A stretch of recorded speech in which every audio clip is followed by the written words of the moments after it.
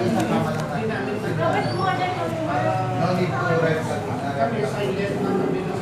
ginagawa ng mga saya mo na naman ako.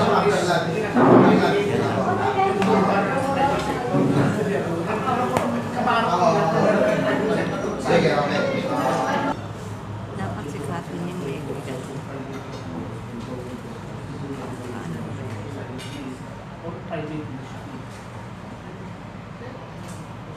hindi ko usok si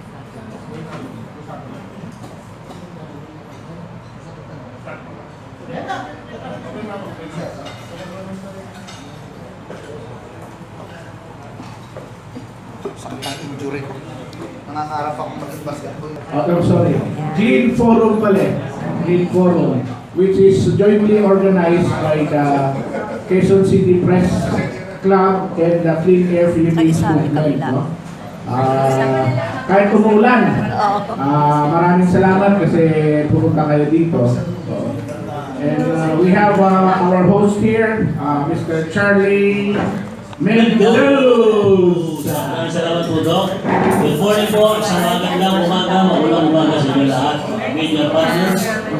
At lahat po ng ating mga bisita. Welcome dito po sa launching na the Clean Forum with Quezon City Press Club. This is through the initiative and concept of Dr. Mike Aragon, the convener of the Clean Forum and the chairman of the Clean Air Philippines movement incorporated. At tayo po ay magpapaumpisa in just few minutes. Ang ating pong topic para po sa kalaman ng ating mga media partners, una ay ang agrarian reform and federalism. With us this morning, mga kapatid natin sa media, we have the Secretary of the Department of Agrarian Reform. Nakasama natin dati sa DILG. Nanagadan, Secretary Atty. John Castriciones. Palakpakan po natin. Welcome po. Welcome po, Secretary John Castriciones. And from the Office of the President, the Executive Director of the Task Force Media Security, we have our very own. Let's have a big hand with Usec Undersecretary Joel M. Egco. Yes, sir. Magandang umaga. Magandang umaga. Yes, former President of the National Press Club and of course President din yan ng Quezon City Press Club. Okay. And this forum, the Clean Forum, na ito po ay kinonsento ni Dr. Mike Aragon with collaboration ng ating Presidente ng Quezon City Press Club. Palakpakan natin si Ms.Rio Arata. Nandito lahat ng ating tropa. Before we go to the main topic ng ating diniscuss kanina, si Dr. Mike, a kind-heart friend of QCPC. Siya pa paano yun ang konsepto ng ating forum? Just a few words. Actually, itong the Clean Forum started in Manila Hotel. No?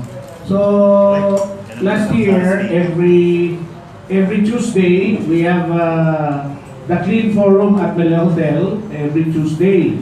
But starting January 2018, inililipat na natin yan sa Friday. So this coming January 5, the Clean Forum at Manila Hotel will be there. Ang guest natin is the Department of Health Secretary Francisco Duque. Ngayon, this is the launching ng the Clean Forum with the Quezon City Press Club. No? Basic yung reason bakit the Clean Forum. Not only because the co-organizer of this is the Clean Air Philippines movement, incorporated or CAPMI, which I'm the chairman. No? Basically, simple lang ang gusto po natin i-push is malinis na Pilipinas. Hindi lang po malinis na hangin, malinis na lahat, malinis na kalooban, righteous, nationalistic, patriotic pagtulungan para sa kabutihan ng Pilipinas. And the basic thing na gusto natin immediately address is what the president, our beloved president also wants yung corruption. So that's why kung nakita nyo, ang motto natin is clean governance equals clean Philippines, and yung subtitle natin dyan is yung sinasabi ni Presidente Duterte na no-take policy. Okay? So yan basically yung ginagawa natin, and we will continue doing this from the private sector, of course with in support of the government, particularly yung anti-corruption campaign ni Presidente Duterte. And of course, palakpakan natin si Dr. Mike. Gusto niya lahat tayo maging clean.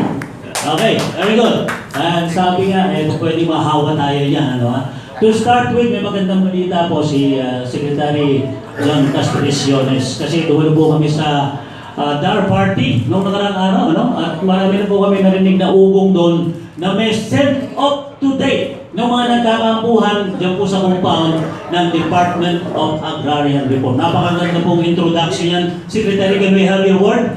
Okay, thank you, Charlie. First of all, before I was appointed as secretary by the president, I saw and I noticed that in front of the Department of Agrarian Reform, there are some farmers who were camped out there, and I think they have been staying there for the longest time.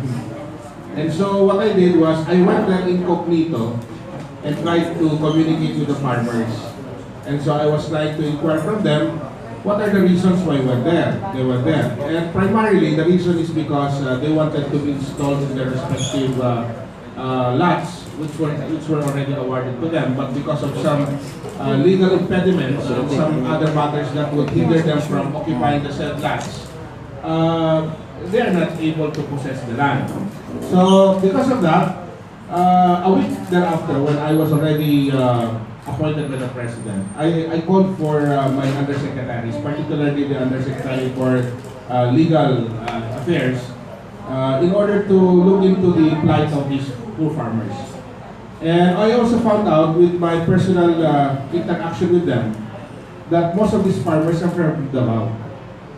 So my first appreciation of the problem is that they have been there for the longest time. So I told them it's almost Christmas, and you should be spending your time with your families rather than camping out there in front of the Department of Agrarian Reform. So I talked with them and I tried to explain the matter with them and told them that I would really look into their plight. But I was giving some suggestions that since we are in the process of doing the same, because I assured them that I will give solution to their problem. I told them that it would be much better if you just go and go back to respective areas so that, as I said, you would be able to spend Christmas with your respective families. Now, I hope that it's not misunderstood, but I tried to approach the problem by using the convergence approach, because we know that we have a lot of departments in the government who are also aware and who are more than willing to really extend a helping hand on how to solve problems in the different departments. And so what I did was I tried to communicate with Director General Mamunjong of TESDA. And I also suggested to him, if it's possible, that aside from looking into the problems of these farmers regarding their concern about being installed in the respective lots, if it's possible to provide for them scholarship from TESDA, not only for themselves but for their children and probably for their wives, who would still be capable of acquiring skills in order to participate in a certain livelihood. And I think that was a good suggestion, because the leaders of our poor farmers readily accepted this suggestion. And at the same time, I also coordinated with some of our local government officials of Quezon City, because I think this is a matter of concern of theirs also. Because farmers who are camped out in front of the DAR at the, you call that the circle, no? The circle, not only because it would be an eyesore, but of course it's also a problem of the Quezon City government. So I told them, can we link together and extend a helping hand to our poor farmers, of which they responded. And I think they will also give some sort of a voluntary, it's not demanded by the farmers, but it's a voluntary help for them to realize that the government is concerned with them. Because as I have always been emphasizing, since the time that I assumed office, I have been telling our employees of God that the problem of our country is basically based on the poverty of our people. And that most of our poor farmers, not only the farmers, but the poor Filipinos feel that the government does not care for them. And this happened in the past administrations because they can feel the presence of the government. Like, can you imagine if you have a child who goes to school and has to walk for kilometers and to cross a neck-deep river just so that he would be able to go to school? Can you imagine if there are no bridges, there are no roads, there are no markets, there are no hospitals that could address the issue about their sicknesses? So definitely, they would feel that they are abandoned by the government. If we would like the government to feel the presence of the government, then we must address all these issues because, after all, that is what the government is for. And that is the reason why sometimes the poor farmers are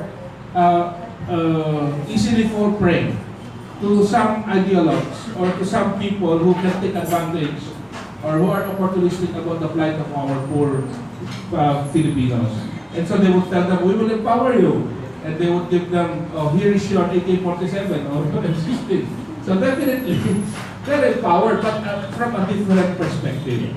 So what I'm trying to tell everyone now is, I think the government right now, with the leadership of the President, will be able to achieve a lot in order to address the issues of our poor fellow Filipinos. And I hope the process is now under negotiation and in good faith. It's not because I wanted to show that I have achieved something in a very short period. That's not my intention. My real intention is the welfare of our poor farmers. I hope that they can spend their Christmas along with their families, just like any one of us. I think that is basically and primarily the so-called intention or the demand of some people that we should try to really look into the welfare of our poor farmers. Secretary, yes. Ganito siguradong partners na sa media. Kung personal po rin yung nakausap, hands-on, yung mga nagkakampo doon. Personal po rin yung nakausap yung mga nagkakampo doon. Kasi may mga feedback po kami dumating ngayon na iba yun daw mga pauuwiin, hindi yun yung mga legitimate na naghahanap ng solusyon sa kabuuan ng problema ng mga farmers. Now kami naniniwala, Secretary, kasi ngayon lang mangyayari yan na voluntarily, no? Na-convince ninyo yung mga farmers na yon, naniniwala sa inyo sa liderato ng Presidente. Di ba? So, yun muna, iwanan muna nating tanong sa iyo, sir, no? Habang bibigyan ko lang ng daan si Usec. Bibigyan ko lang muna ng pagkakataon. Makabagin doon sa mga viewers natin ngayon. Si Usec Egco, hindi naman kaila sa inyo, no? Iniwan natin tanong, mamaya ako babalikan. Ay kasama natin ito sa laban sa lahat halos ng dekada. At naupo siya dito ngayon sa panahon ni President Digong na kailangan magtulong-tulong tayo. Yung federalismo, hindi ko masyadong kapat sa part ko. Pero ang banat ngayon po dito sa kanyang hinahawakang opisina, hindi naman daw mapigil yung media killing at mabagal daw ang aksyon ng task force mo on media security. Pagkakataon ko na sumagot, Usec Egco. Nung pinakita ko po lahat ng datos, hindi nila masagot. So, unang-una, of course, hindi po tayo Diyos na magsasabi sino mamamatay, sino hindi. Pero tinitiyak natin yung Presidential Task Force sa Media Security. Ito lang yung kauna-unang ahensya ng gobyerno na hindi pa nangyayari. Yung masamang mangyayari, uma-action na agad.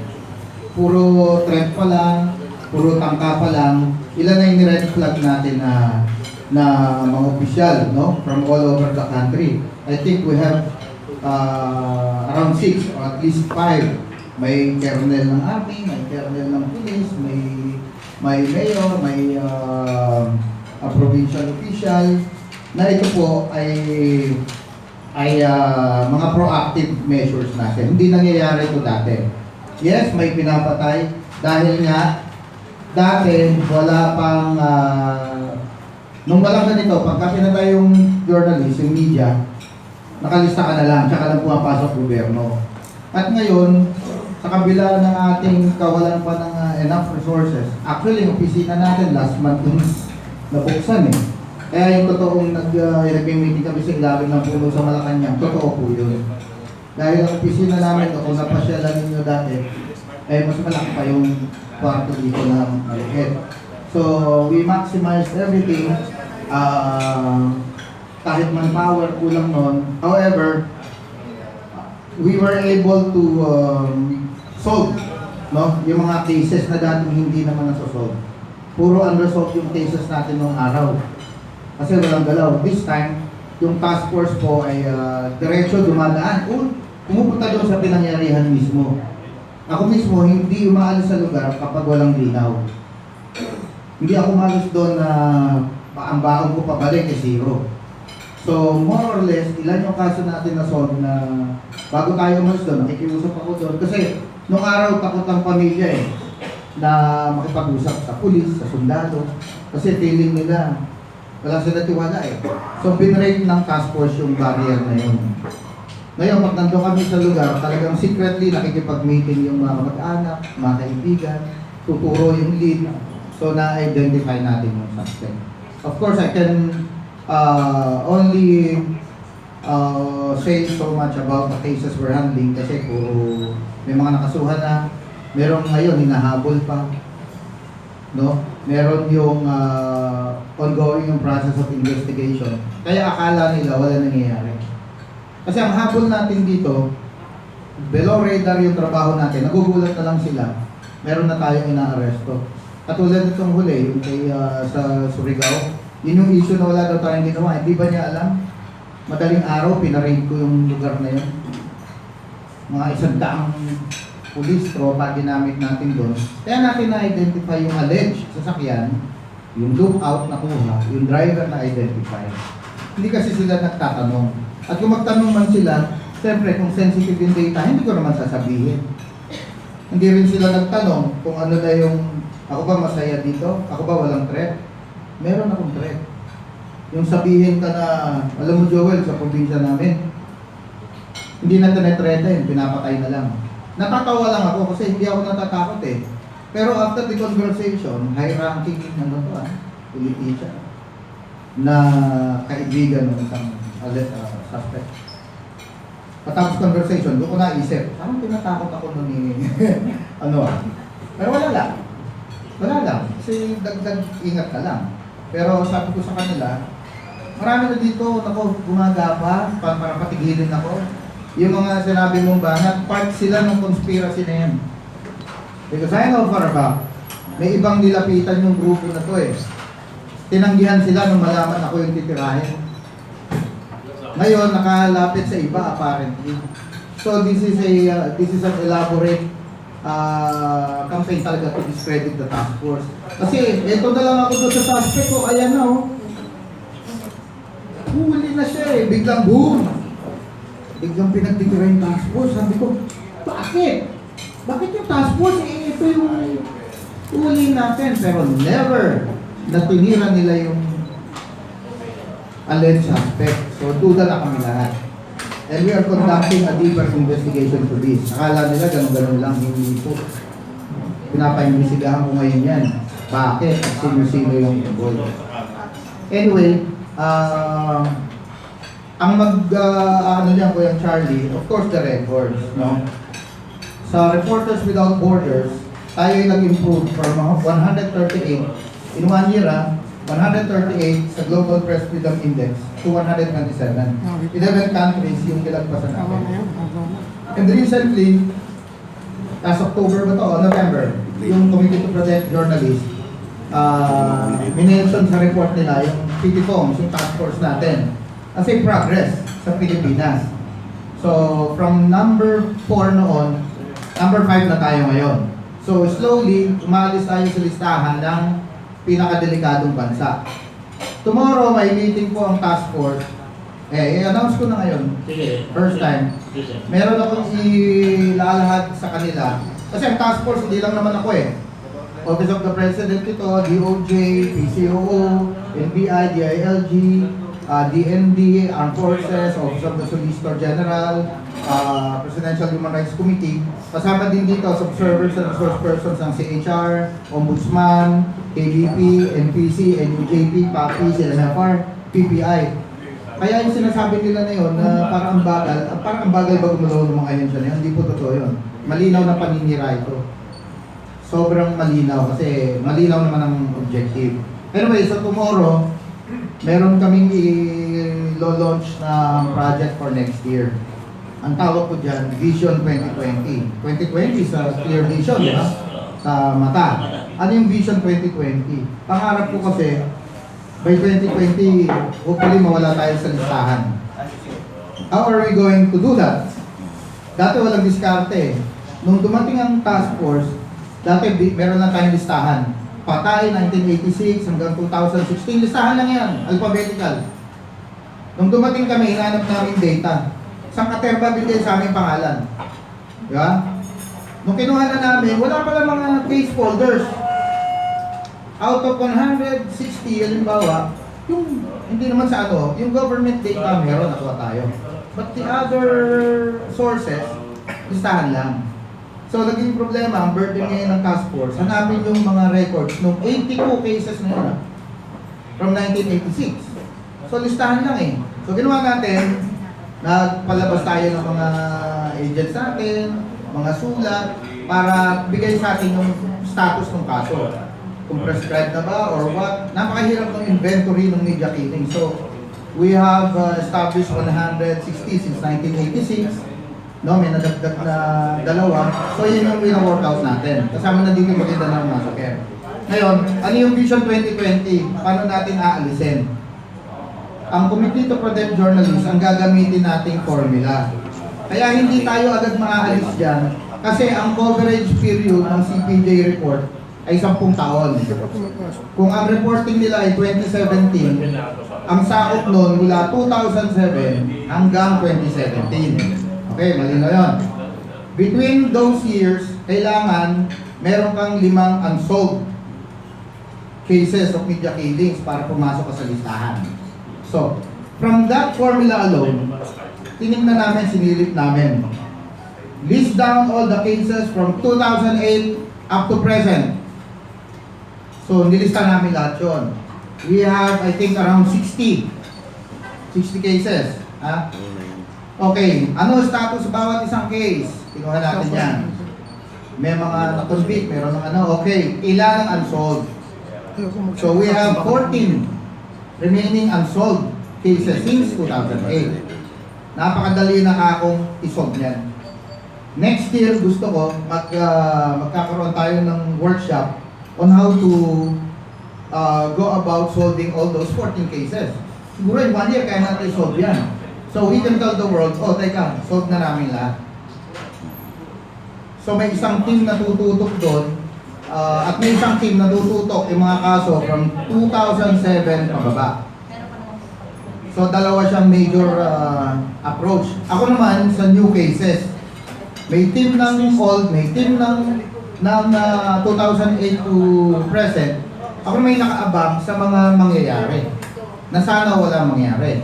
Pero usually ngayon, ang task force, araw-araw halos may sumbong tayo o namomonitor na may threat, may away. Itong pinaka-last natin, ang red flag natin ay isang lawyer ng isang malaking kumpanya na isang member ng NUJP, na member ng ating ng ating task force parang ni-red tag niya. Parang ito, komunista to, gano'n eh. So yung kaibigan natin na journalist, syempre, he felt threatened by that kasi, diba? Nabanatan ka sa social media or anything, ganun pa-intag sa'yo, may kampanya against ka. So yun yung last natin na case na hinandle. And I already signed the red flag letter. No, confidential naman yun. Baba, kay Mayor ganito, pinapadala ko yun. Pag may nangyari dyan, ikaw ang mananagot.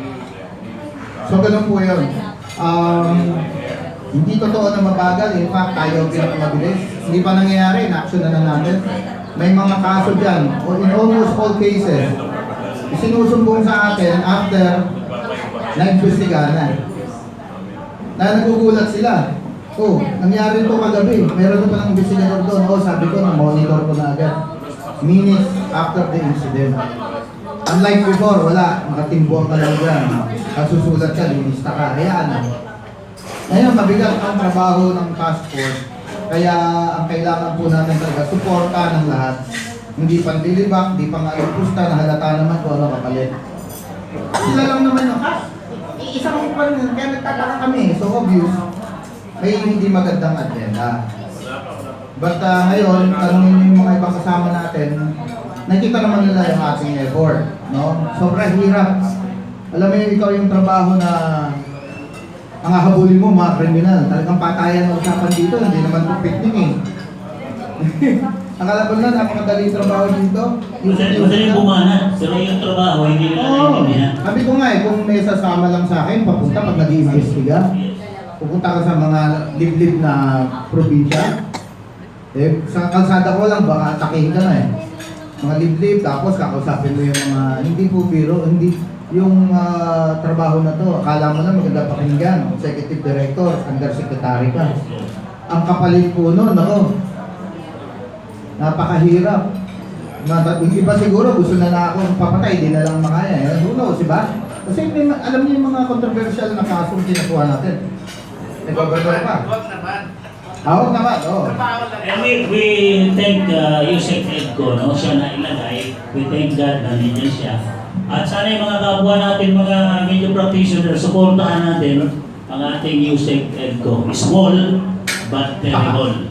Dagdag ko lang kuya. 2020 vision. Actually, kung makikita ninyo, yung inauguration ng aming opisina, Sec Jan, inauguration ng opisina, alam mo ang speech ko doon? Andyan sila, Joel, sila Pangulong Joel, sila Rio. Sabi ko, after the inauguration of this office, papaalam na ako, gusto ko matapos to ng 1 year. Yung trabaho, saka na natin. Ibig sabihin, gusto ko matapos yung problema. 1 year o 2 years. Hindi ako yung magpapakapit-kapit, tatagal sa pwesto. Kasi mission-oriented lang ako eh. Kaya nga sabi ko, in 2020, matagal na yun. Hopefully, before 2020, merong sa magitan ng masakyan, merong makonvict. At may maganda akong news dyan, hindi ko pwede sabihin. Dahil nila presidente nag-usap doon. At tapos, yung mga media meetings nga na to sa CPJ, hopefully, we get off the list by 2020. And we're doing that, using that strategy. We're going to use their formula so we can strategize the unti-unti. From 5, 6, 7, 8, 9, 10, hanggang sa mawala tayo.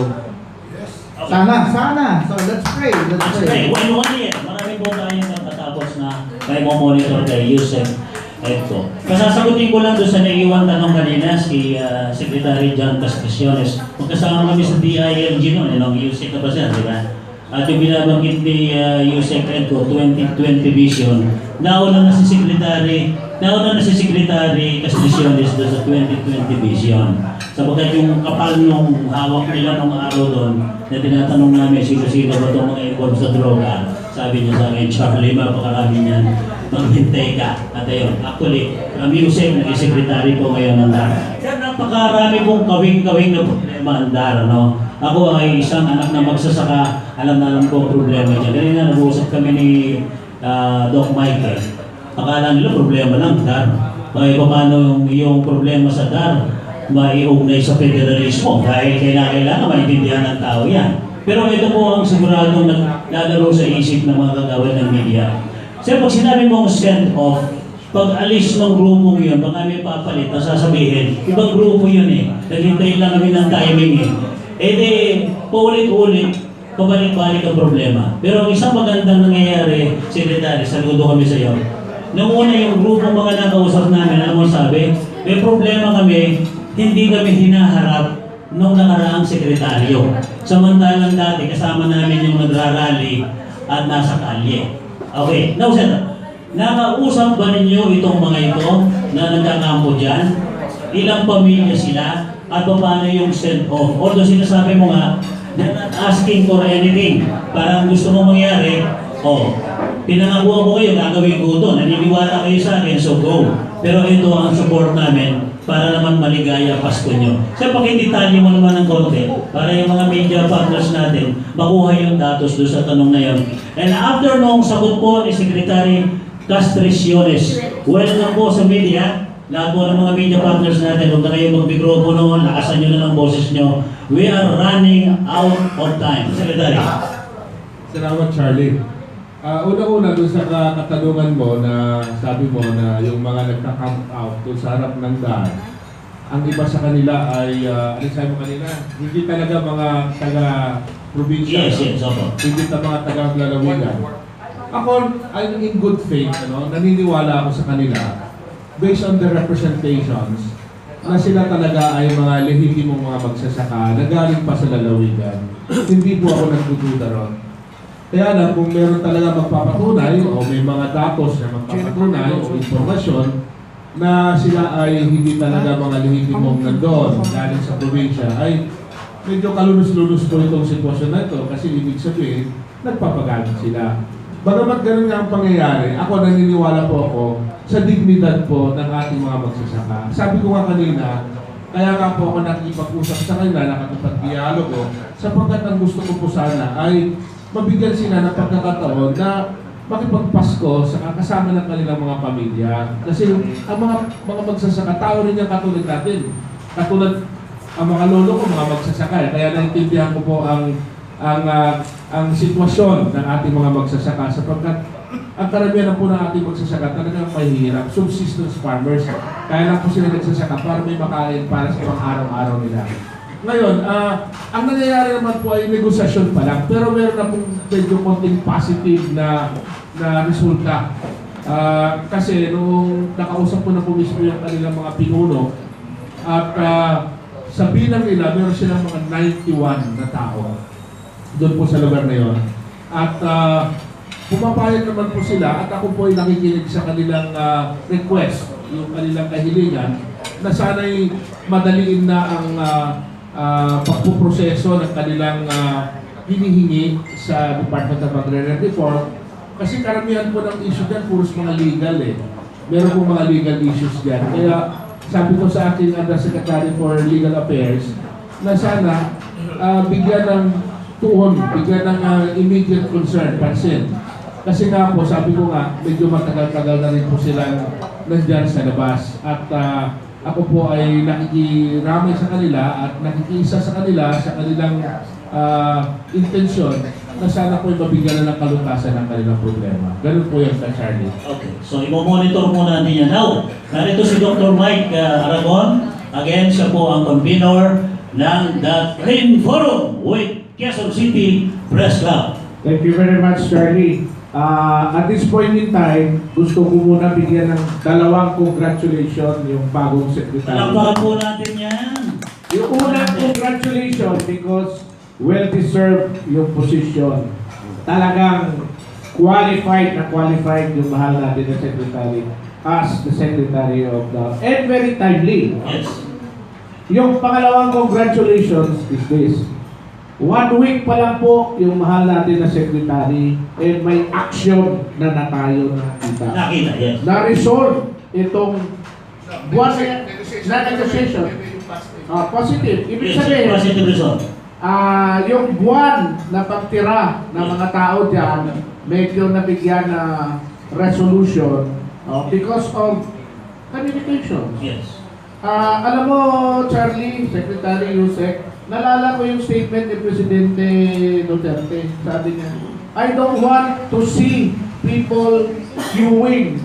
Naglilinya, ayoko na ang mga kababayan natin naghihirap sa paglinya, sa mga kailangan nilang papeles, etc. ito pala yung nangyari dito sa Naribilin niya eh. Hindi nga. Nakatira na po dyan sila, Juan. No? Yun ang inabutan eh.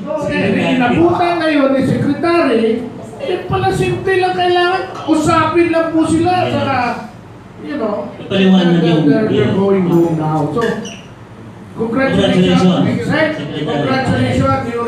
We need to them sa departamento. Kasi ito po, yung Department of Agrarian Reform, talagang grassroots po na sa level sila. So, kailangan natin ng isang action plan sa departamento. Now, my question, first question, Sec, para sa iyo is agrarian reform in the Duterte administration. Ngayon, alam natin na si Presidente Duterte is pushing for federalism. Ngayon, ang question ko po, Sec, paano natin maipasok yung relevance ng agrarian reform sa isang federal state of government na pinopropose ni Presidente? Thank you, Dr. Mike, sa inyong question. First of all,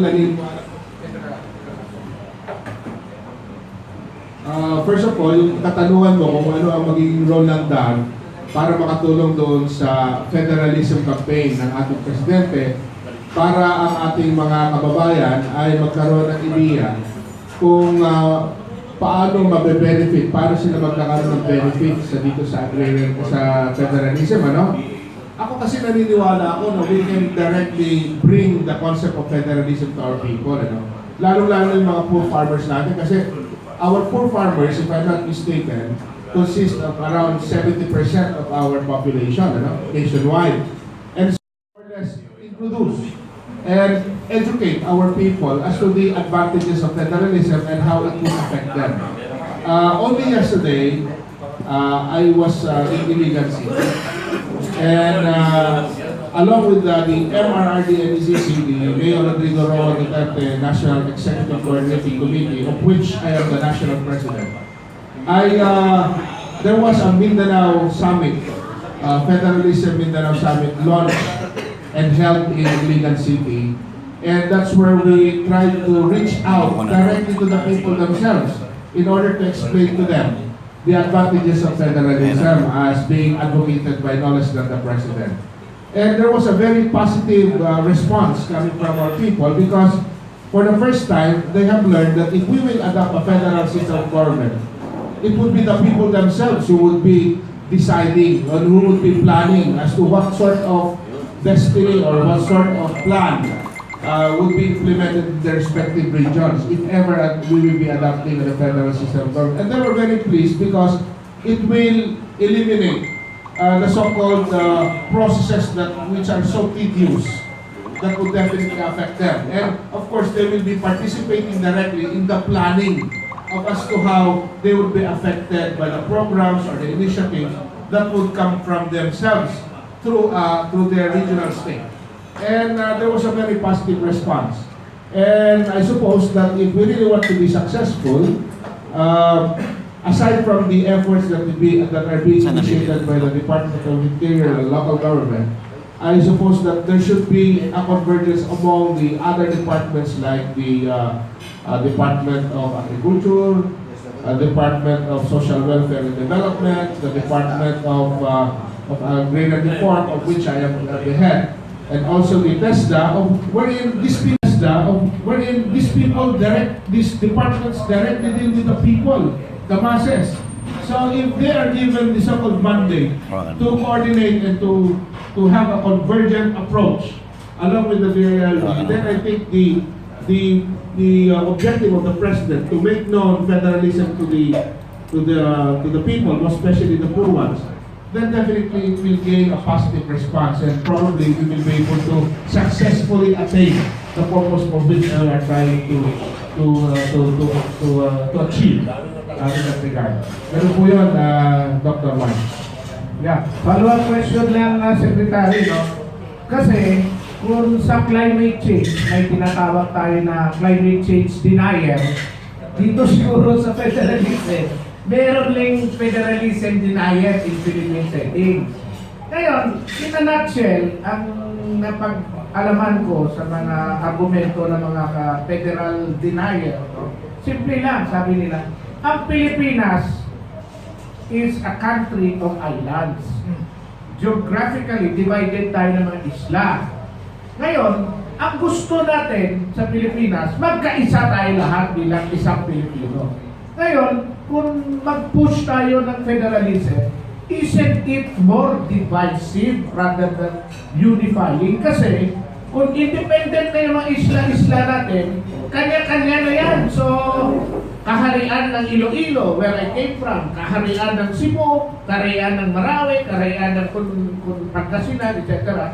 So, lalo na yung lalakas yung regionalism na gusto natin buwagin kasi we want a united and one Philippines, no? So, Secretary, what can you say about this issue ng mga federalistic denier dito sa Pilipinas?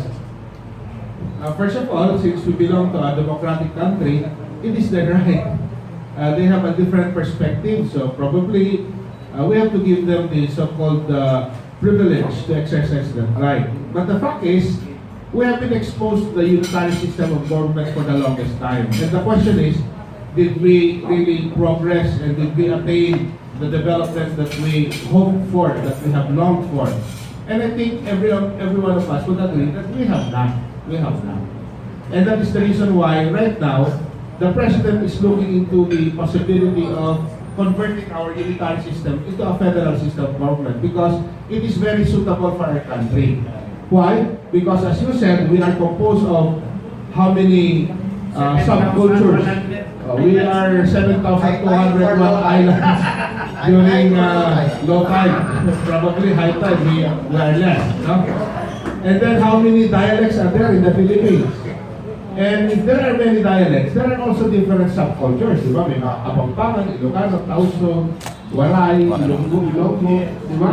And we must we have to give them the so-called privilege to exercise that right. But the fact is, we have been exposed to the unitary system of government for the longest time. And the question is, did we really progress and did we attain the development that we hoped for, that we have longed for?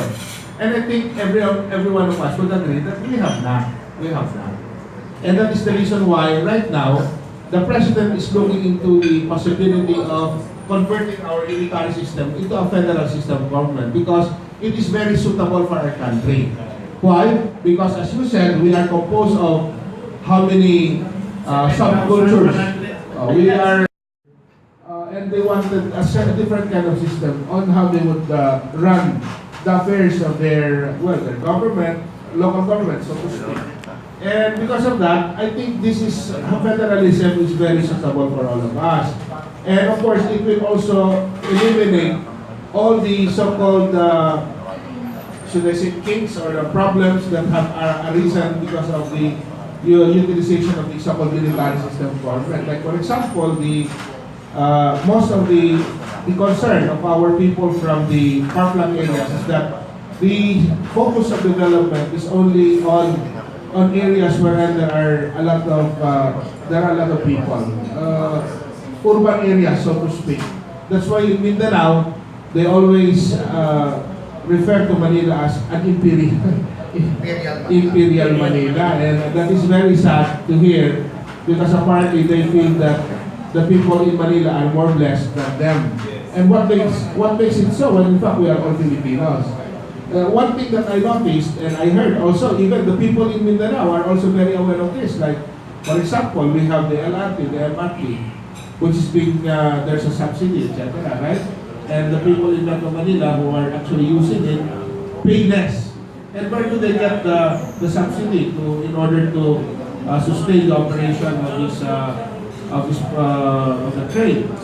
It comes from the taxes of the Yes. people, and definitely the people from the farmland areas have to shell out some money in order to sustain the subsidy. So they feel aggrieved that they don't experience the same kind of privileges that the people in Manila do experience. So those are the things. Like for example, a certain project, it would take probably years before a project materializes. First, it undergoes a certain process wherein, First of all, there will be a meeting of the Regional Development Council. It is elevated into agencies like the NEDA, like the DBM, then it goes to Congress, lower house, upper house, it goes to the office of the president, etc., etc. And definitely, as it undergoes this process, some political colors do appear, and sometimes it becomes a stumbling block. So, the proponent of those so-called projects can done it as early as they could, but it will take 10 to 20 years to process the same. So by the time that it has already been processed, the project and those programs are no longer relevant. So those are the problems. Like for example, funding. Right now, we collect all the taxes. We give it to the national government. And when it goes to the national government, it has to be appropriated. Of course, the Congress does it so through the approved budget. They allocate some funds, etc., etc. And some of those local governments feel that they do not receive what they deserve. So in a federal system of government, what happens is that the taxation system is directly undertaken by the local governments or the regional states. And immediately they get 80% of what they recover and they just leave it 20%. So there's no need for them to wait for the general appropriations, etc., etc. They themselves could already hold the money and they could spend it there and then. And secondly, I strongly believe, because as I went around the country, the Philippines is indeed a very rich country. We are endowed with so much natural resources. But the problem is, those areas which have these natural resources do not experience the so-called benefits of those so-called natural resources, because as we all know, like for example in the cycles of taxation, even if the natural resources is located in your region or in your province, the moment that you are able to get it, the taxes are paid in the business address of the so-called multinational corporations, and mostly they are located somewhere in Metro Manila.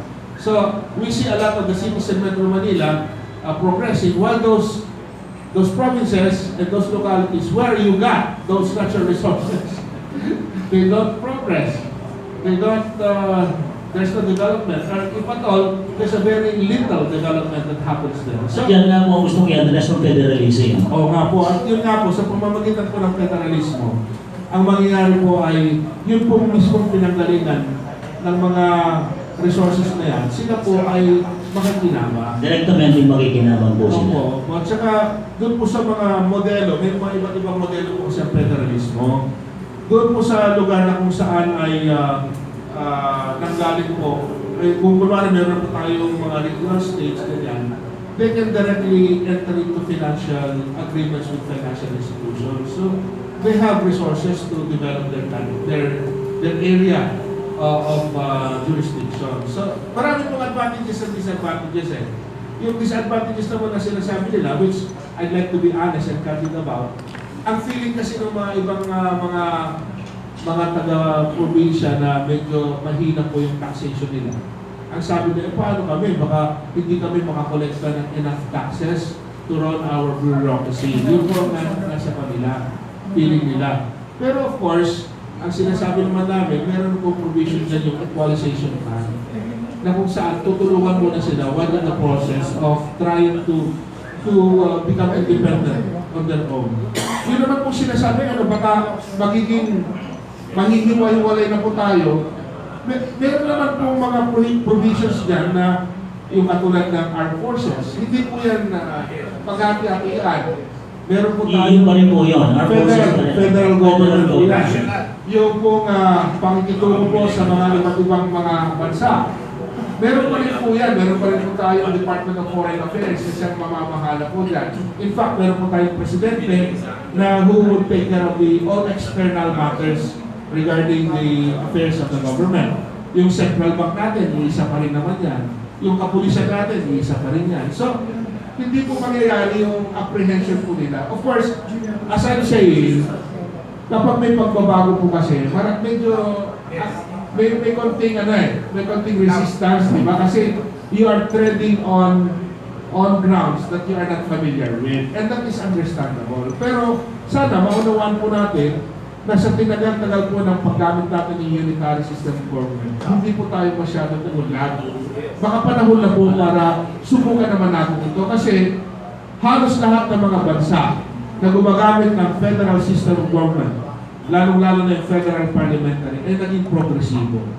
So, baka naman panahon na para tayo naman ay buksan natin ang ating isipan para po sa pagbabago na makakatulong po sa ating bansa. Para naman ang ating pong ordinaryong mamamayan, lalong-lalo po yung mga magsasaka, mga ngalaya, ay mabigyan naman po ng konting privilege para magbumanda naman po yung kanilang pamumuhay. Ganyan po yan. Salamat po.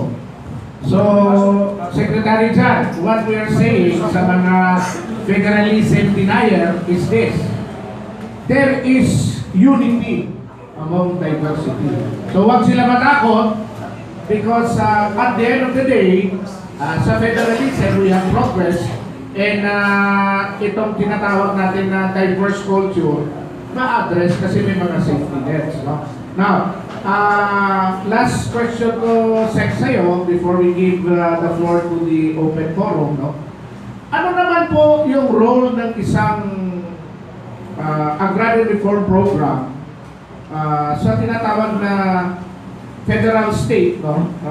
To probably help empower the goals of federalism? Ano pong do you have any particular program in mind when you are now Secretary of DAR to implement, to more or less assure that in a federal form of government, agrarian reform will actually be positive and will empower the masses, the people, the farmers, etc. Para ang mga doubts or probably maayos, no? Secretary? Okay. Unang-una po, kasi po ang purpose po ng agrarian reform natin is to correct the social injustice that has been for the longest time was experienced or had been experienced by our farmers and fishermen. So, ang tinututukan po natin dito ay sana may sa katuparan po natin yung sistema na kung saan ang ating pong mga magsasaka magkaroon naman po sana sila ng seguridad para po masuportahan ang kanilang mga pamilya na kung saan magkaroon silang pagkukunan ng pagtustos hindi lamang sa kanilang pagkain kundi sa pagpapaaral ng kanilang mga anak para ma-experience naman nila yung talagang tunay na buhay ng isang tunay na mamamayang Pilipino. Ngayon, ang nangyari po kasi ay sana hindi lang makigil sa pag-distribute ng lupa ang objektibo ng agrarian reform. Kung hindi, suportahan natin yung mga magsasaka kung paano nila matutunan na bungkalin ang kanilang lupa. Kasi po, we must admit, sa tinagal-tagal ng panahon na sila po ay inuutusan lamang ng mga landlords, yung mga may-ari ng lupa, ay hindi na po na nila malaman ngayon dahil parang ibon na bigla mong pinalipat, nakakulong ng matagal, pinalipat mo, hindi niya alam kung saan siya pupunta. Siguro dapat, bigyan po natin sila talaga ng suporta, turuan natin sila kung paano nila i-manage yung kanilang farm, turuan natin sila kung paano gumamit ng mga varieties na mas produktibo. At saka ito po ay na-approach po natin sa pamamagitan po ng pagpapalakas po yung tinatawag natin na ARGOS o yung ARC, yung Agrarian Reform Communities at saka yung Agrarian Reform Beneficiary Organizations na kung saan, kasi nga sabi mo nga there is strength in unity, di po ba? Kung sila nagkakapikis-pikis, sila magkakatulungan para po mapaunlad yung kanilang samahan at yung kanilang direksyon para sa kanilang pansariling pangangailangan. Ganun po yung akin pong nasa isip. Okay, thank you. Kanina humahabol si Kabayan eh. Mayroon siyang gustong ihabol. Hindi ko lang nakuha ang punto pero bigay ko na yung mikropono. Usec, Joel, Egco. Hindi, tungkol ni Usec dyan. Alam mo niyo ba ang incoming? Incoming member to ng National Press Club. Alright. Because para sa kalaman po ninyo, broadcaster si Usec dyan sa Radyo Veritas. No? every Sunday. So, kabaro din ito, media rin ito. Welcome po. Protected din ang task force to. Ayun. At hindi lang yun, ang news niya. Kaya pigo yan sa Secretary, Jan Castriciones. Kaya namomonitor kita kung ano ginagawa mo sa community at sa ating mga kababayan. Now, bubuksan po natin yung ating floor. Kanina ho, nagtaas na ng kamay si Mike Guyagoy. First come, first serve muna tayo. Magkatapos si partner Jimmy Mendoza. Morning, Mike Guyagoy from DCXL. Sir, nais ko munang tanongin kayo tungkol dito sa it's a good thing na isa-set off na ninyo itong mga farmers doon na tagal na nagkakampuhan dyan sa may DAR. Gusto ko lamang pong makuha yung pong statement dahil meron pong statement ang kilusang magbubukid ng Pilipinas na parang nagkaroon po kayo ng dialogue and that sinasabi nila parang yun na ang pag-usapan ay parang hindi raw ata isang katuparan, particularly dun sa promise, dun sa kanilang mga kaso na kinakaharap. That's one question na gusto ko pong makuha sa inyong kasagutan. Pangalawa, ano pong ginagawa ng DAR doon po sa tinatawag natin problema ng lupa para doon sa rehabilitation ng ating mga kababayan sa Malawi? I know that DAR has a very big role para sa rebuilding effort doon. Ano po ba yung mga update na doon at ano yung kinakaharap na mga challenges ng DAR? That's the question. Hello, Mike. Thank you sa tanong mo, Mike. Unang-una, yung hindi nagkaroon ng sa katuparan, parang hindi po mangyayari yung sinasabi lang walang katuparan yung napag-usapan kasi hindi pa nga napafinalize. So, paano mangyayari yun? We are still in the process of finalizing, although there have been series of dialogues already. Wala pa naman final na agreement. So, paano naman po mababiolate yun? So, hindi po siguro totoo yun. Pangalawa, gusto ko lang pong sabihin na talaga ang intention natin ay para to give dignity, to respect the dignity of our farmers. Mahalaga po sa atin yung mga magsasaka. Para sa atin lahat, mahalaga po yung mga magsasaka kasi sila po yung backbone ng ating society. Sila po yung nagpupuntos ng pagkain natin Sila po yung karamihan po ng ating mga mamayan, mga magsasaka. Kaya talagang respetado ko po yung magsasaka. Mga lolo ko, mga magsasaka. Kaya alam ko po yung damdamin ng magsasaka. Wala po kami, hindi ko po, kung magkakaroon nga po ng talagang finalization, yung agreement na yan, respetuhin po natin sapagkat ang haarin po natin ay mapaganda ang kabuhayan ng ating magsasaka. Yun po yung nasagutan sa inyong tanong. Yung pangalawa po, pagdating po sa Bangon Parawi, ang in-charge po kasi dito si Secretary Edgar Rosario. Siya po yung in-charge dito. At kami po sa DAR, we are more than willing to cooperate whatever role we have to play. Ipagpaumanin nyo dahil siguro 5 days old pa lang po ako Secretary. So, hindi ko pa po masyadong nakikita ng gusto yung sitwasyon. Pero what I can assure everyone is that DAR will have to really enforce and implement its mandate. Nung kinausap ko si Presidente, tinanong ko siya, Mr. President, what are your marching orders? Ang sabi niya sa akin, what is your mandate? Your mandate is to give away lands and to support the farmers. Do it! Sabi niya gano'n. Kasi nakikita ko talaga yung kanyang sinseridad na talagang ipatupad yung kanyang yung kanyang promise ng kanyang political campaign. And I'm so pleased because we have a president who is really sincere in his intention to help the plight of the poor farmers.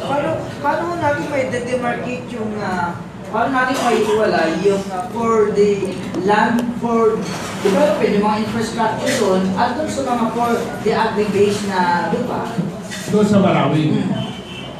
Initially, kasi sabi ko nga sa 5 days pa lang ako na secretary sa DAR. What I know is they have now a master plan on how to do it. There are different approaches, My first approach na to have it repaired, di ba, Usec, alam mo yun, para i-rehabilitate. Tapos they are going to choose some portions to develop to enhance the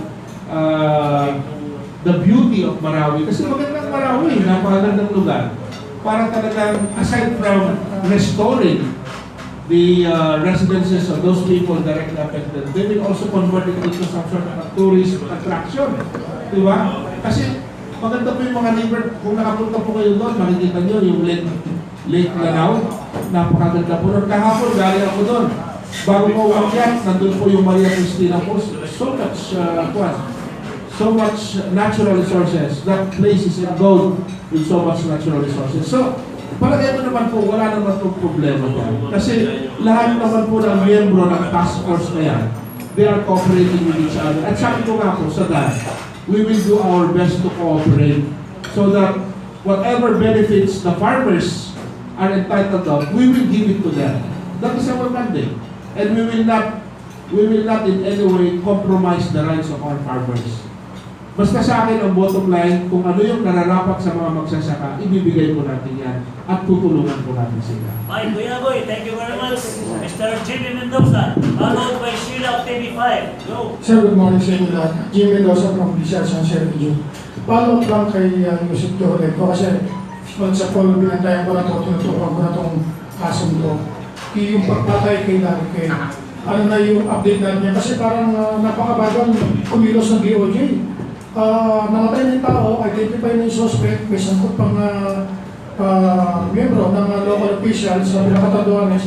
Pero hindi pa naupo si Aguirre, nilalakad na ni Usec yung Egco tong kaso ko. Hanggang lang po si Usec, matatapos naman itong isang taon na ito, wala pa rin nangyayari. Actually, good thing na tinanong niya. Lagi kong kausap si Federalin, yung asawa. So, lagi rin tayong kumakatok sa DOJ. Ang status ngayon yan ay nire-review siya. Ngayon, Jimmy. Under review siya ngayon. Ibig sabihin, meron ng recommendation ng DOJ, no? Na highly confidential pa sa ngayon. Kahit kami hindi namin alam. Ngayon, nire-review ngayon yan ng higher up sa DOJ. So, yun ang status niya. So, expect anytime soon na may development dyan. It may be good, may be not good, but there will be development anytime soon. Yun ang pangako ng DOJ. Actually, tatanungin ko na bukas. Sir, yung kasi kinukontak ko rin yung mga tao. Yung police mukhang nag-retiro na sa servisyo niya at ginawa na lang yata ang cross-in bodyguard ng Convenor. So pakalat-kalat niya doon sa Aragon. Di lalo siyang maiipit doon. Lalong titiba yung ating suspicion na talagang magkakasama sila. Which is actually, this is very diligent naman tayo sa pagkuha ng mga dokumento at ebidensya na. Kami pa nga gumasok papunta rito yan sa ano na yun ng March 21 para pumunta lang siya ng airport. Kaya hindi siya pwede magsinungaling. Kami gumasos noon, hindi niya alam. Hindi niya alam, makausap niya, puro NBI. Kaya lang pinapadampot ko noon, wala kaming may kaso eh. Taklukin nyo na yan, kako, kulong nyo na yan. Sir, di pwede. Wala kaming kaso eh. So, ganoon tayo magtrabaho sa task force, di ko pinapatagal. Kaya nakaalis pa siya. Nakaalis pa yan. Pero hindi niya alam, siyempre. Hindi ko sabi ko lang yung mga ginawa natin. Baka ma-incriminate pa ako. Pero, yun. Ako'y naniniwala talagang malaki ang role nila. Matagal na natin alam yun. Kaya lang, very powerful yung sinasabi mo nga kung sino yung maaaring kakampi. Lahat po, ang kalaban natin sa dito, task force, ang mga binangga namin sa nagasaan, puro powerful. Isa lang dun nang bumiba sa akin, baka bumiba ako eh. Diba? I mean, ba't hindi naman ako papayag? Na, sabi ko nga, ang deklarasyon ko dyan, they may kill me, pwede lang akong patayin o ipapatay, kaya lang hanggang sa huli, hindi lang ako pwedeng takutin. So yun, magkaiba yun eh. Alas 10:40 Magkaiba yun. na ng umaga. So, we are not Anyway, yun yan. Thank you very much, Sheila. Please, thank you, Sir Jimmy. Hello po, ka-address po to kay Mr. John po. Sir, follow up lang po dun sa unang question. Kasi yung iba atang mga farmers sa kilusang magbubukid ng Pilipinas, minamasama po ata yung send-off. Parang sinasabi po, ginagamit lang po siya for image building. Ano pong gusto niyo sabihin? Ano yung reason behind the send-off? Wala po kaming ganong intention. Yung pong amin pong ginagawa is done in good faith. Ako po bilang in-appoint ni Presidente bilang Secretary, ang intention ko po talaga ay tulungan yung ating magsasaka. Wala po akong intention political, wala po akong planong mga ganyan. Ayaw ko rin po magpapogi. Gusto ko lang pong kampanan yung tungkulin ko kasi naawa po ko sa mga farmers kasi matagal na po sila naka-camp out dyan. Imagine mo naman po, pati-Christmas na, nandiyan pa rin po sila. Hindi po ba mas maganda na yung Christmas, they spend Christmas with their families? Yun lang pong intention ko. Alam nga naman pong papabayaan ko lang sila nakatiwak-wak sa nakawawa naman po sila. Ganun pong intention. Kaya nga po, nakikipagbayad po ako sa kanila. Hindi naman po natin magagawa na hindi sila tulungan para makabalik sa kanilang lugar. Kasi magsasaka nga po ito eh. Wala nga po silang means. Kaya nga po ako, sabi ko, voluntarily on my part, I was trying to give them some additional, benefits para po mapaunlad yung kanilang pansarili na pumuhay. Wala po akong naman pa sa mga intention. Sir, yung sa send-off, ano pong mangyayari doon? Basically, bibigyan po natin sila ng mga goodies or yung ration to Kanina po sila. Kanina na-mention ko na through the assistance or help and cooperation of Secretary Mamunjong, ang nasa isip ko ay how do we get to address their issues, not only on their request to be installed in their respective lands. Ang inisip ko, bakit hindi natin sila bigyan ng scholarship ng TESDA? Para yung mga anak nila at saka yung kanilang mga asawa, baka available sila, pwede sila mag-undergo ng scholarship. Kasi yung sinasabi ni Secretary Mamunjong, doon sa TESDA scholarship na yan, lalong-lalo nasa Mindanao sila at makakailangan ang marawi ng maraming mga workers, baka pwede silang makatulong doon. Na habang nag-aaral sila, binabayaran na sila. Free food, di ba? And then free transportation. Nandun na lahat eh. So hindi ba maganda po yun? So ibig sabihin, hindi lamang po yung issue nila sa kanilang farm ang natutulungan, kundi pati yung pamilya nila. Kaya wala po itong politika, wala pong masamang intensyon. Pure and simple help and assistance and concern for our poor farmers. May dignidad po yung mga yan, tao po yung mga yan, tulungan po natin sila. Yun po nasa isip ko. Thank you, Sheila. Okay, 5. Art Lasso, standby. Balita, and then DCEC. Nagkabay po kayo. Nandiyan si Sir Art. Go ahead, Sir Art. I-on lang mikropono. Tayo po ay nasa The Lane Forum with QCPC. Okay. Art Lasso po, balita sa aking apat na dekadang pagiging mamahayag po. Paulit-ulit lang po ang problema sa darit. Secretary, pag hindi nyo na-solve to, talagay ko, 10 kapalit sa inyo. Ganun pa rin sa ating po pagkikipag-unayan sa mga nakaraang secretary dyan. Ang talagang tumutok niya po si Usec Buenieto. Ang lagi nagpapatulong sa akin at inamin ka po ang pahayag ng balitang-balita at yung radyo ng bayan na nandun kami. Ang nakita ko po at napag-aralan namin sa prime media, ang problema po ng DAR, talagang tanggapan din ng gobyerno po ang nagsasabutahe. Wala pong magiging tagumpay kayo kung laging mabibigyan kayo. Dahil natagpon po namin na ang problema po nasa LRA, nasa Bureau Plan, TENA. Ang pag ipinagkaloob po ang TARP, lagi na lang pong sisibihin ng Bureau of Plan, ng LRA, TNR, pinoproseso pa ang papel dahil maraming nagmamayari niyan nung panahon pa ng Kastila. Kaya ayan, nakita nyo, tanungin nyo sila. Lagi na lang nasa legal department, mataas pa sa tao po ang aplikasyon ng lupa. Sa aking experience po, nakikita ko dito na sa Rizal, sa Palawan, sa Bataan. Ilan po natulungan namin, hanggang ngayon nandiyan pa. Nagkaapo na po ako hindi pa nakakatagumpay kahit isa. Ang nakita ko lang pong natulungan namin, ito pong Hacienda Luisita. Yung po ang wanted ng magkatotoo. Subalit hanggang ngayon po, hindi po. Kaya Secretary, para maging matagumpay po kayo, tingnan nyo po at patuunan nyo itong LRA, Bureau Plan, DNR. Okay, Sir Yan Art, welcome. po, marami po Welcome salamat. po kayo sa opisina ni Secretary para maititalis. Si Sir Art Lasso of Balita. Sir Art, maraming salamat po sa inyong suggestion. Pero tama po kayo, meron pong mga ganyang mga issues na sinasabi sa akin, ano? Katulad sa LRA, ang sabi nila, may mga register of deeds po na nagsasabi na pag malapit na po proseso, nawawala daw yung mga titulo. Kaya dahil sa nawawala yung titulo, siyempre, ang proseso mas matagal na naman. Yung tinatawag na petition for reconstitution, na it will take eternity to finish it. Kaya hindi na po matugunan yung problema. Kaya ang ginawa ko po, ang sabi ko, ganito ang gagawin natin. Kakausapin ko yung head ng LRA. Kasi may existing memorandum of agreement po kami sa kanila. Na ang gagawin natin, kapag ginawa, kasi ang nangyayari dyan, parang pag sinabi nawawala yung titulo, gano'n na lang, wala na, tapos na. We will strengthen the memorandum of agreement. And we will put as an additional provision in that memorandum of agreement that in the event that such reasons are forwarded or are laid to the table as a reason why we cannot process it so, we will come up with a provision stating that we will run after that register of deeds.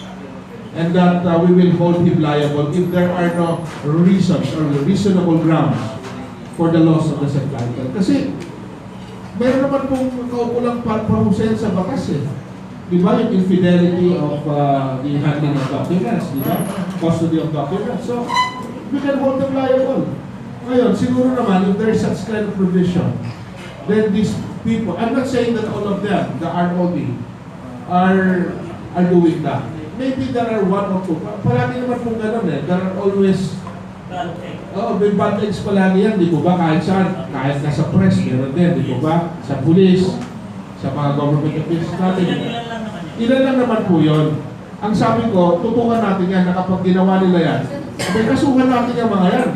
Para that will serve as a reason and as a warning that if they do that, then they will be held liable. Palagay ko, mawala na pong mawawalang tipo yun. Hindi po ba ganun yan?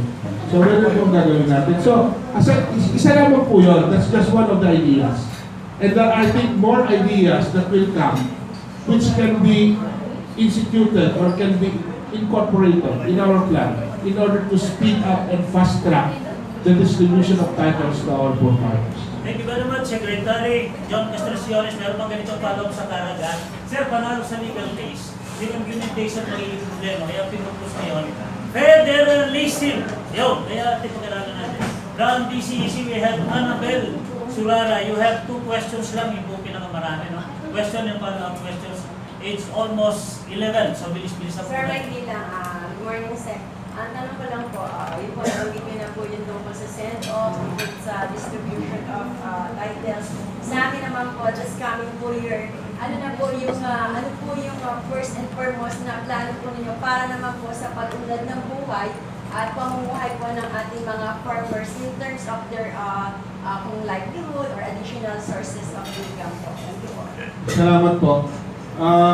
Unang-una po, siguro i-strengthen natin yung support services. Support services. Hindi pwedeng basta bigyan mo na lang ng titulo yan, tapos papabayaan mo. Kasi meron namang package dyan. And there is a certain office in the Department of Agrarian Reform which has the function of strengthening yung support services to agrarian reform beneficiaries organizations. Palagay ko po, pag yan po ay napaigting natin or we can strengthen it, then there would be a good chance that our agrarian reform beneficiaries will really benefit from the titles that are given to them. By the way, yung solution ko sa ako natin, yung mga nag-top out na farmers, hindi pa naman po i-distribute yung titles. Yung iba meron sila mga titles, ang gusto nila to be installed. Ibig sabihin, para ma-process na nila yung land. So, marami po yan eh. Meron pong kaso dyan. Agrarian reform beneficiary versus agrarian reform beneficiaries. Sila. May kaso sila sa isa't isa. Meron din kaso na farmer against landlord. Diba? Ganun eh. Ganun yung issue. So, medyo complicated. And we are trying to sort that out. And as I said, and I want to emphasize, we are in the process of negotiating with them. And based on our series of dialogues, there seems to be a possibility that it will be successful. Kasi nga, meron na kaming draft ng MOA namin, not really a MOA, the draft of our proposed steps on how to speed up the so-called solution of their problem. So, yun po yun. So, this is a serious attempt on the part of both parties. Hindi lamang po sa amin ang galing, kahit din po sa mga magsasaka. Talagang ang intention lang po namin talaga dito is pure and simple help for each and every one of us. So, sana tulungan niyo po ako sa mga dasal natin na we can help them so that magkaroon po ng konting solusyon ng kanilang problema. Okay, thank you. Thank you very much. Now, KITV, sandali lang po. Meron po kasi ito. Okay, KITV, Mr. Melendez. Go ahead, sir. Malakas na ng boses. Magandang umaga ulit sa ating bisita, no? Mga bisita at sa ating mga kasama dito. Alam po namin, Secretary, na ilang araw pa lang kayo sa Department of Agrarian Reform, ano? At maaaring pinag-aaralan nyo pa yung mga kasong nakapending dyan. Nabanggit po ng isang kasama natin ang tungkol sa Hacienda Luisita. Pwede bang bigyan nyo kami ng update ngayon ng status nitong problema sa Hacienda Luisita? Salamat po. Although sinasabi nga ng Secretary, parang tuwis ko lang naman ako, naman kayo. Siguro sa DILG, pwedeng balik tanaw eh. Siguro, masagutin din natin Secretary. Sige po. Yung assurance niya na, yung sinasabi niyo, noted ka dyan. Sir, Mr. Melendez, pagkatapos po ng yung talagang complete na orientation po, yung course na nga Secretary, approach me again and I will update you para po talagang mas clearer at hindi po yung puros pahapyaw lamang yung sagot ko. Gusto ko po talagang truthful, true and genuine answer para po magkaroon po tayo ng tamang kasagutan. Si Undersecretary Emily Padilla. Galing po siya sa KLT, kasama ko ngayon po nasa Department of Agrarian Reform na rin po. So actually, si Secretary Castriciones po ay meron po pong Sir? Secretary. Alam ko may press po. Dito sa office niya lang mo. Dito na tayo. Alright. So, at least klaro yan ha. Sabi nga ni Dr. Mike Aragon, Charlie, tuloy lang natin sapagkat nandito na ang mga kasagot sa ating mga tanong. Okay, standby lang po kayo. Yung mga ibinigay na pangalan dito ay atin ang bibigyan. Sir, lumapit ka rito sa akin. Halika rito. Okay. Pakilala ka na muna at i-address mo kayo yung tanong mo. Good morning sa Mr. Secretary. Market po, nung ganitong palitan, BLUBL. Salit po ka nakakover sa Hacienda Luisita sa panahon ng NTR. Ano po yung sabi nyo na makakatulong para mabigyan ng solusyon ang problemang palupak, particular ng ating mga tunay na mga magsasaka.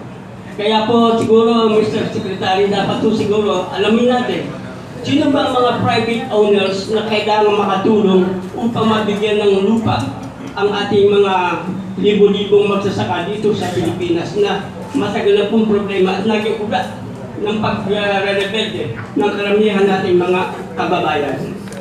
Okay, ito na raw yung huling sasagutin ni Secretary sa balat na doon na po nakaset yung isa pa niyang press conference. Dr. Mike, paano, papawalan ba natin si Secretary after this answer?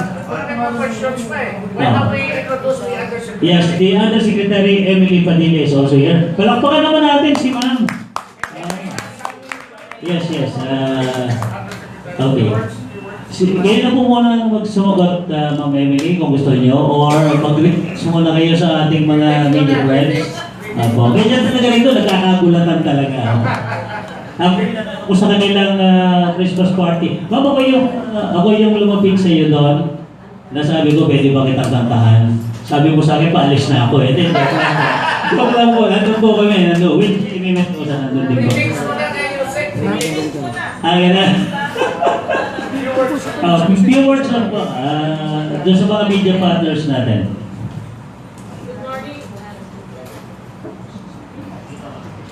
Good morning, everyone. I would like to thank you for this very, what do you call this, secretary? The lead forum with QCPC. Question of our secretary. And this is the very first. And well, I'm here as an incoming undersecretary also of DAR, and I'm just here to give my full support to our president and to his alter ego, the new secretary of DAR, Secretary Jan Castriciones.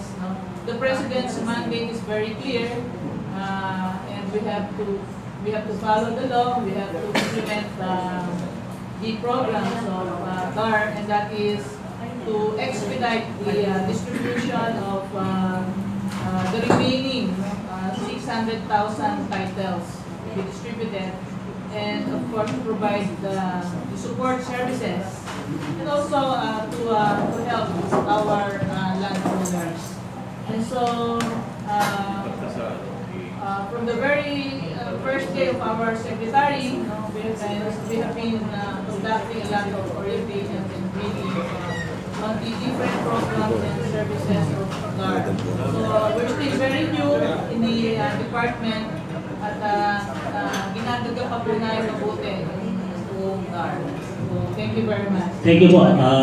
Sir, sige po. Kanina po, di ba, a while ago you were asking about how to incorporate the program of federalism in the department. And I think with the presence of the undersecretary, of course you all know Usec Padilla, who has been scouring the whole country and going around, and just so that he would be able to propagate the concept of federalism to everyone.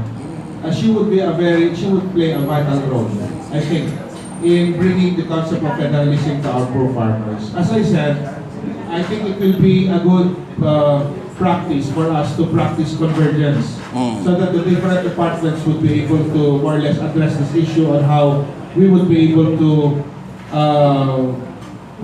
make our people realize what advantages federalism can bring to their lives. And of course, as I said, aside from the role of the Department of Interior and Local Government, which is of course the one primarily tasked to perform this function, the different departments like the DAR, the DA, TESDA, and the DSWD, we have the Director General, Deputy Director General Dado Padilla from TESDA.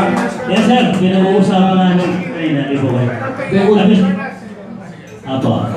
So they will be more than willing to converge with us in order to help and assist our poor farmers, and probably they would have the direct access to our poor farmers or to the ordinary citizen, so that the ordinary citizen would be able to understand the so-called intricacies or the concept of federalism. Because, as I said, the bottom line is, in the end, it would be the people, particularly the poor farmers, the fishermen, and all the other citizens of our country who are, which we call the ordinary citizens, who would have to decide in the end through a plebiscite and referendum whether or not they would have to agree in order to adopt federalism as a system of government rather than the unified system of government. Yes sir, noted. Convergence, so nandito na sila lahat. So yung mga media partners, dito lang po kayo para mabigyan kayo ng mikropono. Go ahead po. My questions, anyone from the panelists will answer my questions. Sa Grand Rally, may plano ba kayong mag-initiate ng Grand Rally of federalism?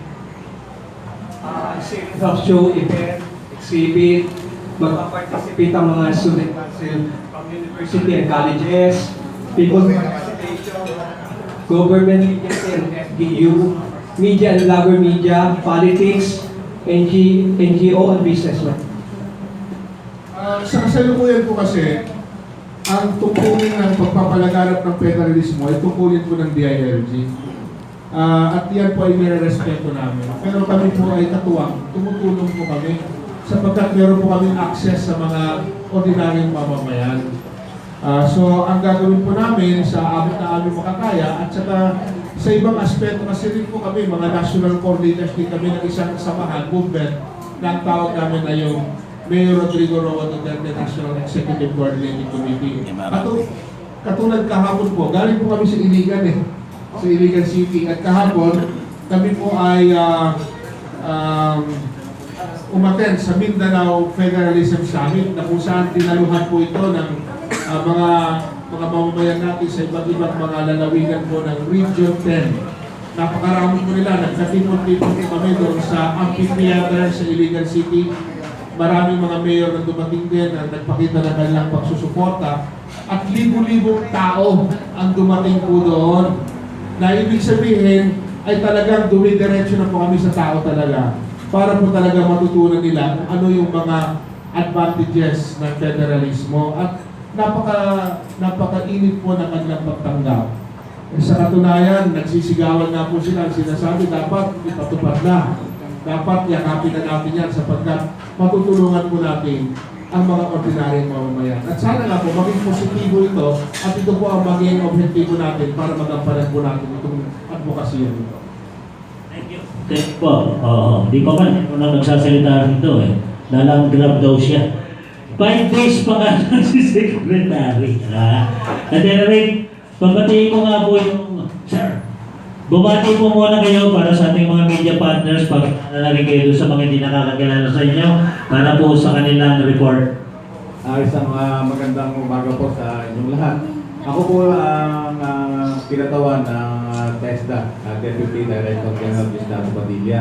Kasama po yung aking Director sa Scholarship Management Office na siya po nga nakakasiwa ng lahat ng scholarship sa buong TESDA na mayroong annual budget na almost 3.5 billion yearly. Director, follow-up ko lang kasi may binabanggit si Secretary Castriciones kanina Patient of, pero may programa sila, no? Through TESDA. Can you give us a brief info? Tinawagan po ako ni Secretary dyan at para makatulong tayo dun sa mga magsasaka ay humiling po ng scholarship at kaagad naman kami, ang opisina namin ay nagbigay ng 200 slots para doon sa mga pamilya. At kami po, maaaring bumaba pa kami doon sa lugar sa Davao upang lalong maabot yung ating mga kababayan doon na nangangailangan ng scholarship para matulungan naman na umangat ang kanilang buhay. Thank you very much. Noted po. May exit tanong. Ito po yung magtatanong sa land grabbing. Balik lagi po sir ng DLG na Pag-Corpus Club. Sir, kasi ako taga Mindanao, nabanggit niyo pong Iligan, taga Pagadian City po ako. Kasi panahon nyo na maraming nalang grab, panahon ni Secretary si Chris, yung sa Region 9, sa area ng mga Subaning tribe. Ngayon po, ang tanong ko po, wala po ba kayong hakbang o action bilang bagong kalihim na i-prioritize ng mga katutubo na nilang gabi mga local chief executive na yung mga mayaman yung sa lugar namin sa Mindanao? Thank you, sir. Federalism masagot. Okay, natin, joke. Ganito po, sir. Ang gagawin natin, kasi nga, sabi ko nga, 5-day-old pa lang kami. 5 araw pa lang po kami. Kaya nga, ang sinasabi ko, lahat po na may mga concerns, kahit po sa inyo, yung mga kaibigan nyo, kakilala nyo, kung meron kayong concern, huwag po kayo magkatubili na informahan po kami para po masilip po namin. Kasi sabi ko nga po, medyo malawak yung coverage po at alam naman natin na medyo maraming problema na naiwanan. Susubukan po namin sa abot na aming mga kaya na tututukan po yan. Pero ang priority po natin talaga yung mga welfare po ng ating mga magsasaka at saka yung mga katutubo rin po natin. Sige po, ibigay niyo po sa amin yan tapos ipapa-review ko po at papatutukan ko po sa ating mga undersecretaries na naka-assign po sa ating department. Salamat po. Okay. Last 2 questions, no? With your indulgence, kasi po may mga active magsusunod. Okay, tanong po kayo. Pero madaldal po, balitang-balita. DWBL, newspaper po din po kami. Sir, sa aking pong observasyon sa tagal po naming cover ng mga ahensya ng gobyerno, alam po ninyo, hindi na po kailangan mangampanya for federalism. Maging tama lang po ang pamamahagi ng lupa ay alam ko po na kasi yung hindi excited ang mga magsasaka pag hindi sarili mo lupa. Ayan. Salamat po sa suggestion po niya. Okay, last question. Director Osoyos, maraming salamat sa pagpunta. DILG Press Conference. Sir, Joel, at sa Padilla si Padilla. Isa na lang po kasi alam niyo naman, tapos din ang oras, no? At tandaan niyo, every Monday, ang ating pong The Clean Forum with QCPC dito po sa Tunying Cafe. Welcome po kayo as early as 8 in the morning. Wala na ba? Director, Doc, bago tayo mag-closing, bigyan natin sila ng mga parting words. Yes, sir. Sir Noel, meron kang tanong. Ikaw naman, mahihain ka, presidente ka pa naman dito, no? Kay Ma'am Padilla. Kay Emily Padilla, maraming salamat po ba kay Usec na kakasama sa DILG. May tanong po ako kay Secretary. Secretary, matagal na po kami nagko-cover sa DAR. Madalas ang problema dyan ay hinaharas ang ating magsasaka ng landowner. Ano po ba magagawa nyo? Sa una pa lang, pag sinabing harassment, meron na agad violation of the law yan eh. Diba? That is punishable under the law. So definitely, we cannot allow that. What we can probably encourage our landlords and our farmers to do is dialogue. Lahat naman po ng bagay na pag-uusapan yan eh. Walang gumamit ng mga illegal na mga pamamaraan. Katulad ng harassment, katulad ng yung, alam mo na, both parties eh, yung landlord at saka yung magsasaka. Sometimes, because of their frustrations, they resort into acts which are not in accordance with law, And we discourage that as much as possible. We conduct a dialogue, pag-usapan, lahat naman ng bagay na kumuha sa pag-uusap. Kaysa yung mainit ang ulo, yung gagamit ka ng mga illegal na pamamaraan, talaga kung hindi mo tao. So, that will be our policy henceforth. That everything must be done as in accordance with negotiation and through valid, peaceful, and legal means. Yun po ang gagawin natin. Okay, maraming salamat, President Joel. Parang awitin po ang forum eh. Kung may pasimula, may wakas. Pero bago yun, narito po mga parting words ng ating mga bisita. Hello. Lokat na. Then, maiksi lang. Unang-una, parting words ko is actually congratulatory message sa Quezon City Press Club for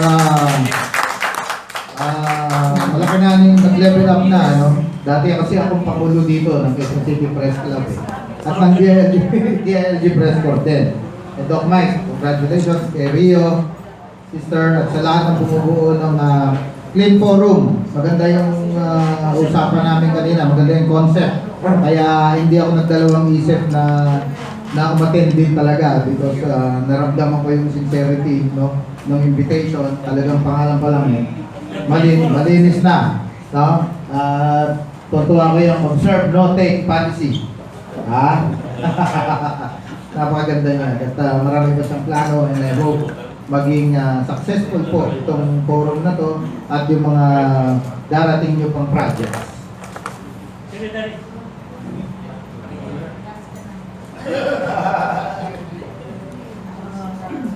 Okay, maraming salamat po. Nasa likod ko si KA TUNYING eh. I feel at home kasi KA TUNYING is from Visayas, from San Antonio. I used to work also with media, so parang medyo, although nangangapapas ko ako ng konti, kasi matagal na yun, kasama ko si Usec Joel. Boss ko siya, 1993. So, well, last week, the President made a pronouncement, sabi niya, humingi siya ng tulong sa mga media na sumama, no, tulungan ng gobyerno sa pagkaspeed ng information on federalism.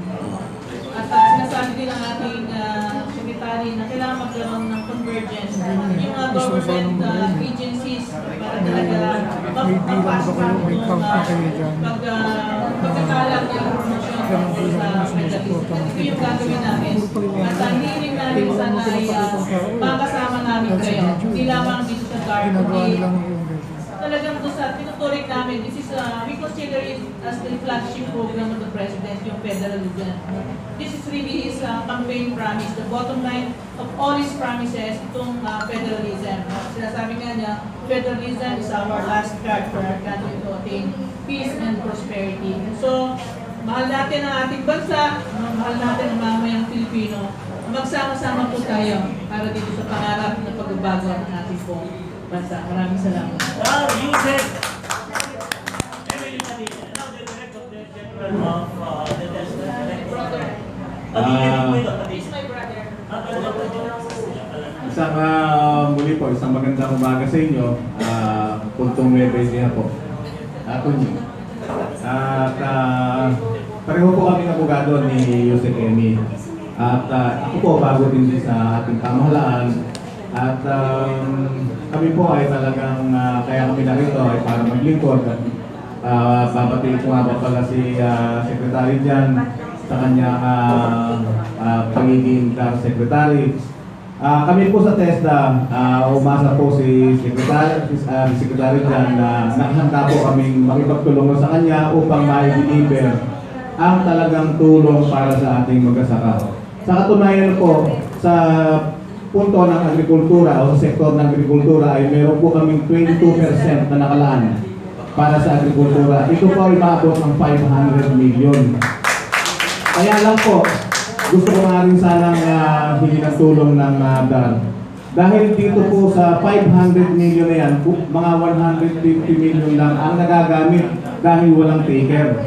Kamakabit po sa pagka-upo po ni Secretary dyan sa DAR, siguro po ay mapaparating namin sa kanya na palaksin talaga ang sektor na ito upang makatulong kami at maabot namin ang mga mag-asaka. Kaya nga po nung sabihin niya sa akin na tulungan yung ating mga mag-asaka na narito sa harap ng DAR, ay agad po ako pumunta sa kanya at nung nangihingi lang po sa kanya siya ng 91, sabi ko po gawin natin 200. 200 na, at nakahanda pa po kami na talagang kung kailangan bumaba po doon sa Davao at magbigay po at magpamahagi pa ng dagdag na scholarship para sa mga mag-asaka doon ay nakahanda po kami sumama ang TESDA po sa ilalim ng pamumuno ni Secretary Dean Mamundyong. Salamat po sa inyong lahat at sana po talaga tulungan natin ang ating pamahalaan. Magandang umaga po sa inyo. Ang 91 again, 200 na po yung scholarship na po nang hinibigay niyo. Unang-una po, nagpapasalamat po ako sa ating mga taga-media. At tulad ng sinabi po ni Usec Joel, ako rin po ay nasa media dahil sa Radio Veritas. Pero isa lamang po ang masasabi ko, hindi po natin kakayanin ito kung walang tulong ang ating media. Sana magampanan po natin yung tungkulin natin bilang mga mamamayang Pilipino na ipaunawa po natin at ipaabot po natin sa ating mga kababayang Pilipino, lalong-lalo po yung mga aba na ang pamahalaan ay nagsusumikap, nagampanan ang kanilang tungkulin upang mapaganda ang buhay ng ating mga magsasaka at mga ngalakayan. Alam niyo po, isa lamang po ang amin pong masasabi na nagpapasalamat po kami dahil sa pagtitiwala ng ating Presidente na bigyan kami ng pagkakataon para makapagsilbi sa ating bayan. At isa rin po ang masasabi ko na ito yung napapanahon talaga na sana magkaroon ng tunay na pagbabago na pagtulong natin sa magsasaka sapagkat meron tayong isang Presidenteng sincero at may tapat at malasakit sa ating bayan, sa lalong-lalo sa mga magsasaka. Susubukan po namin at hindi lang susubukan, gagampanan po namin ang aming tungkulin para makatulong. At hinihingi ko po ang inyong tulong at dasal para maging successful po tayo na sana magkaisa tayo, magtulungan tayo. Kung meron kayong mga gustong impormasyon na ibigay sa amin, we are open. We welcome you. At any time, we welcome you. See you sa Padilla. Henceforth siya i-assign ko para magkaroon po ng link sa ating pong mga media na anytime that you have needs, or concerns about agrarian reform and you would need a focal person to contact with regards to the agrarian reform concerns, or in whatever way or manner we can help or assist anybody, not only you but your friends, your relatives, your townmates or your province mates, etc., feel free to approach Usec Padilla. I am now henceforth assigning her to be As I said, we are imperfect. We are not perfect people. Marami po kaming pwedeng pagkukulang. Sana maunawaan niyo po sana kami kung meron mga ganon. Ang mabuti po ay pag-usapan para po magkatulungan tayo at maisakatuparan natin ang progreso na inaasam ng ating mga kababayan, lalong-lalo may mahihirap, para tunay magkaroon tayo ng isang Pilipinas na mapayapa at maunlad. Maraming salamat po at magandang pag narinig niyo yung vocal person, hinahanap niyo agad yung phone number. Para hindi po mabala si Usec Padilla, ito na po, babanggitin na yung number. Can you give the number? Okay, na lang. Para po yung binanggit ni Secretary, maging makatotohanan sa media dahil mamaya, dudumugin po kayo ng ganyan. Give you the PIN number ko. The globe number is 0917 0917 707 707 3685. 3685.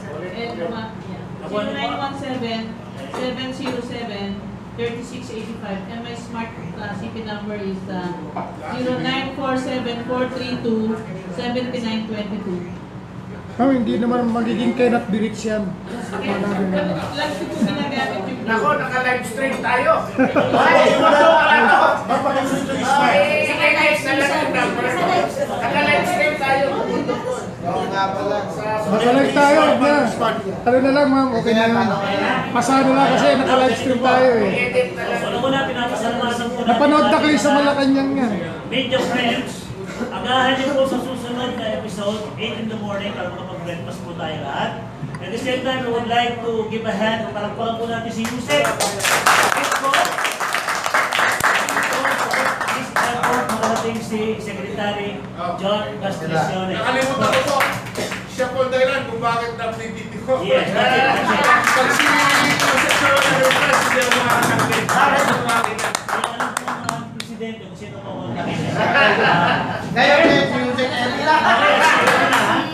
And now we would like, brothers and sisters, we would like to thank so much our kind-hearted doctor. Palagpakan niyo siya ito. New member ng Quezon City Press Club. Okay, so new member daw. Ito ang susunod ng Presidente. The Convenor of the Clean Forum with QCPC and, tandaan mo nyo, Chairman of the Clean Air Philippines Movement Incorporated. With that, kung sino po hindi natin nabanggit, kung may pagkukulang kami, pagpamanhin po ninyo, magkita-kita po tayo next year. Yun naman sa Manila Hotel. Manila Hotel Forum Friday?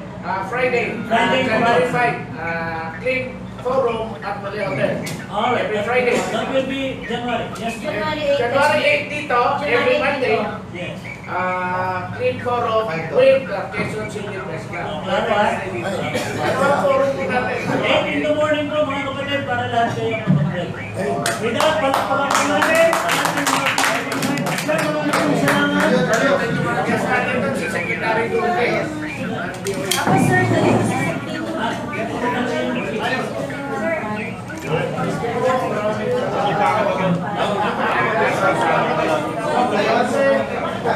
Thank you po much. May kain tayo.